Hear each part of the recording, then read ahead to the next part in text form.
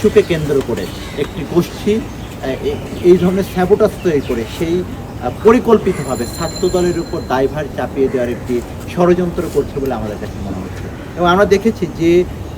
এই কাজগুলো যারা করেছে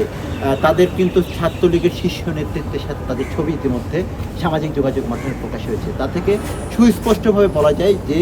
এই যে পতিত ফ্যাসিবাদী গোষ্ঠী তারা এখনও ঢাকা বিশ্ববিদ্যালয়ে অবস্থান করছে এবং এই বিশ্ববিদ্যালয়ে তারা নানা রকম ষড়যন্ত্রের মাধ্যমে এই ডাকসুকে কেন্দ্র করে এবং আগামী দিনে যে একটি জাতীয় নির্বাচনের যে একটা আমেজ তৈরি হয়েছে সেটিকে বাধাগ্রস্ত করার সর্বোচ্চ চেষ্টা তারা করছে। এখনও জুলাই আগস্ট গণঅভ্যুত্থানের নির্যাতনকারী এবং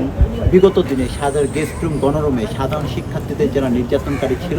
তারা এখনও হলে হলে অবস্থান করছে এবং এরা এই বিদেশে যে ফ্যাসিস্ট স্বৈরাচার হাসিনার দোসরেরা এবং তারা যে বিদেশে বসে যে ধরনের ষড়যন্ত্র বাংলাদেশকে ঘিরে করছে, বাংলাদেশ যাতে একটি গণতান্ত্রিক যাত্রায় তার এই ধারাটাকে বাধাগ্রস্ত করার জন্য আমাদের কাছে মনে হচ্ছে ঢাকা বিশ্ববিদ্যালয়কে কেন্দ্র করে একই সাথে কিন্তু এই ধরনের ইতিবাচক রাজনীতি আমরা কিন্তু শুরু করেছি 5 আগস্ট পরবর্তী সময় থেকে এবং আমরা এটিতে প্রতিশ্রুতিবদ্ধ প্রতিজ্ঞাবদ্ধ যে বাংলাদেশে যে রাজনীতি সবথেকে বড় ভুক্তভোগী আমরা সেই ভুক্তভোগী হয়ে সেই রাজনীতি বাংলাদেশে নতুন করে ফিরে আসার ন্যূনতম কোনো সম্ভাবনা আমাদের হাত ধরে অন্তত নাই।